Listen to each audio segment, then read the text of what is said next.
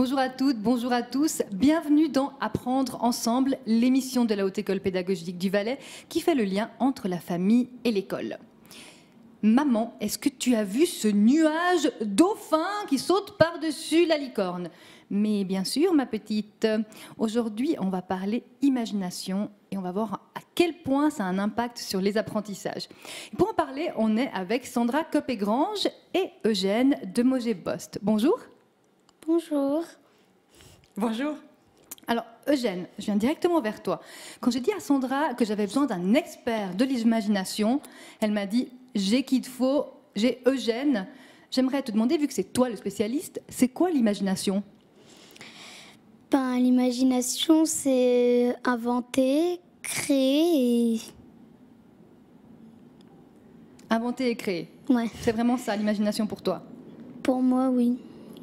Sandra Copé-Grange, pourquoi c'était important d'avoir un enfant sur le plateau ? Bien parce que je pense que dans ce domaine, les spécialistes, ce sont vraiment les enfants. Et ils font preuve d'une imagination très vive. Ils l'utilisent d'une manière très décomplexée. Dans la pensée occidentale, on oppose souvent l'imagination à la raison ou à l'intelligence et on pense qu'elle est juste au service du rêve ou de l'utopie. Or, elle peut faire un petit peu plus que ça. Et dans ce domaine-là, les enfants sont les spécialistes. Je pense qu'on a à apprendre d'eux. Donc oui, ce sont eux les spécialistes et surtout à ne pas les freiner. Alors c'était important pour moi d'avoir Eugène avec moi, un des nombreux spécialistes de l'imagination. En quoi l'imagination, elle est importante pour les apprentissages ? Alors l'imagination, elle sert dans plein de différentes manières en fait pour les apprentissages. On va faire l'exercice, si vous voulez bien, en faisant preuve d'imagination. On pourrait par exemple imaginer un œuf. On peut le faire changer de couleur et vous voyez, il n'est pas là l'œuf, mais pour autant on arrive à se le représenter. Et l'imagination en fait, elle use de la mémoire qui est basée sur des perceptions. Mais on pourrait aussi maintenant vouloir manger l'œuf de différentes manières, à la coque, en omelette. Et du coup, il faut le préparer. L'imagination, elle est aussi anticipatrice. Elle permet de planifier. Et puis, pendant qu'il cuit, on pourrait se poser la question, qu'est-ce qui est le premier, de la poule ou de l'œuf ?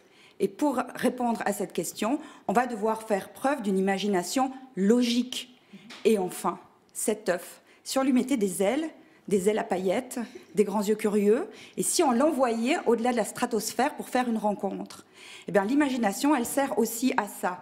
Non seulement à convoquer des images de choses qu'on connaît, mais une imagination combinatoire pour inventer, comme le disait si bien Eugène. Et dans ce sens-là, elle est indispensable au processus créatif.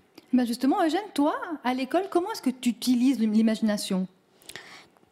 Déjà, on ne peut pas l'utiliser tout le temps. Donc, en fait, quand on a terminé un travail et que les autres ils sont toujours en train de travailler, la maîtresse, elle nous dit qu'on peut s'occuper. Et puis, moi, je fais soit un dessin, soit un dépilé, des origamis. Eugène, mais on m'a dit que tu avais fait pour Noël un zombie. Ça, c'est de l'imagination. Tu nous expliques ça ? En fait, c'était au bricolage à l'école. La maîtresse, elle nous a demandé de faire un bricolage en 3D de Noël. Et moi, j'ai fait un zombie de Noël. Sandra, comment est-ce qu'on peut aider les enfants à garder leur imagination qui est vive comme ça ? Alors la première chose, il faudrait surtout ne pas la freiner. C'est-à-dire ne pas rappeler les enfants pour leur dire « Oh, reviens les pieds sur terre ». Ensuite, si on se sent nous-mêmes, en tant que parents, un petit élan pour vivre une petite aventure d'imagination, on peut rentrer dans l'imagination des enfants en leur posant des questions, en leur demandant d'étoffer leur scénario. Et enfin, on peut leur proposer des petites impulsions, comme par exemple, regarder les nuages et dire « Mais qu'est-ce que tu vois dans les nuages ?»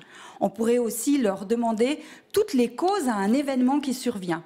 Grand-maman est en retard pour le goûter, on pourrait imaginer 10 événements, même les plus farfelus, qui feraient que grand-maman est en retard. Ou alors, si vous regardez la télé avec vos enfants de temps en temps, éteignez le son et faites vous-même les dialogues. Je suis sûre que vous allez beaucoup vous amuser. Eugène, qu'est-ce que tu aimerais dire toi aux enfants pour qu'ils gardent leur imagination ? Il faut s'en ficher de ce que les autres disent par rapport à ce qu'on crée et faut dire bravo à soi-même. Et puis pour les parents, tu as aussi un truc pour les parents pour qu'ils gardent un peu de l'imagination ? Pour qu'ils gardent l'imagination, faut pas faire trop d'écran parce que c'est des tueurs d'imagination. Bon, bah, on a un joli mot de la fin là. Merci Eugène, merci Sandra. Mais avec plaisir, Elena. Avec plaisir. Et puis nous, on se laisse avec le souvenir d'école. Comment est-ce que vous imaginez l'école en 2067? Soyons précis. Rendez-vous sur les réseaux sociaux pour nous donner vos réponses. Et nous, on se retrouve lundi à 18h22 pour une nouvelle émission d'Apprendre ensemble. Au revoir.